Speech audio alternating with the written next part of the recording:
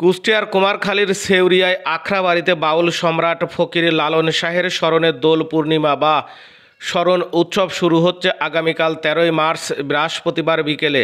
এই উপলক্ষে ইতিমধ্যে সব প্রস্তুতি সম্পন্ন করেছেন আয়োজকরা।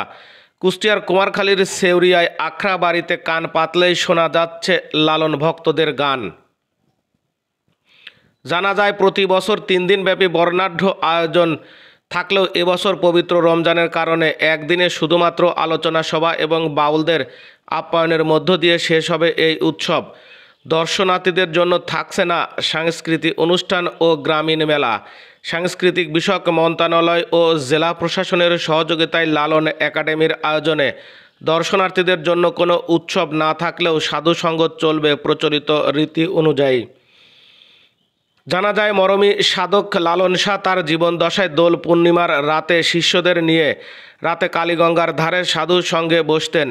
তারই ধারাবাহিকতায় লালন শাহের তিরোধানের পর প্রতি বছর ফাল্গুন মাসের শেষ দিকে লালনের আখড়াবাড়িতে দোল পূর্ণিমা বা স্মরণ উৎসব উদযাপন করা হয়।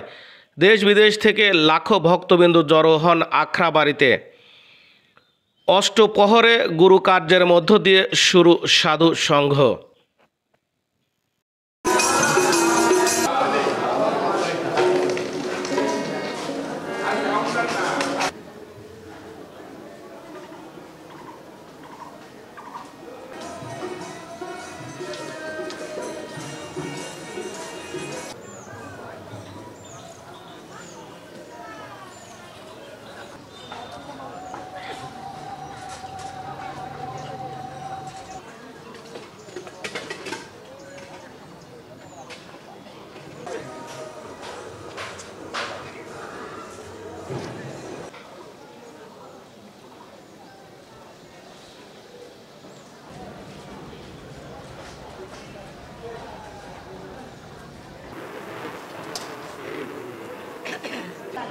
টাইপ সি কত স্টেটে এগুলো অ্যাভেলেবল চলে না যে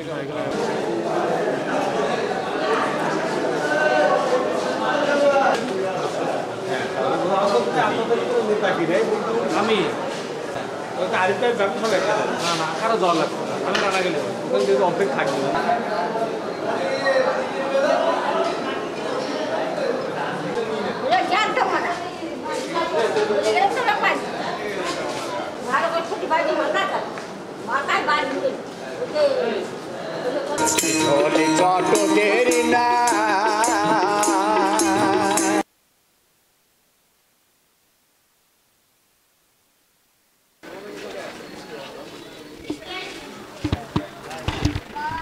আইন শৃঙ্খলা রক্ষার জন্য এখানে আগত অতিথিদের যেন আইন শৃঙ্খলা সম্পর্কিত কোনো সমস্যা পোহাতে না হয়, আমাদের পুলিশ বাহিনীর পক্ষ থেকে ন্যূনতম 150 জন ফোর্স এবং আনসার সদস্য, সেনাবাহিনীর টহল টিম, র্যাবের টহল টিম আমরা নিয়োজিত করেছি। ওনারা এখানে সার্বক্ষণিক ডিউটিতে থাকবেন।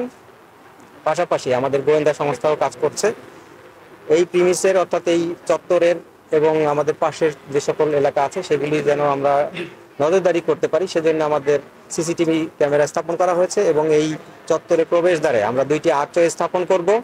পাশাপাশি আমাদের আশেপাশে যেন মাদক এবং অন্যান্য কিশোর গ্যাংয়ের কোনো উপদ্রব না হয় সেজন্য আমাদের টহল অব্যাহত থাকবে দিনে এবং রাত। ফায়ার সার্ভিসের ক্ষেত্রেও তাই, আমাদের ফায়ার সার্ভিসের পক্ষ থেকে যতটুকু প্রস্তুতি প্রয়োজন সর্বোত্তম প্রস্তুতি নেওয়া হয়েছে।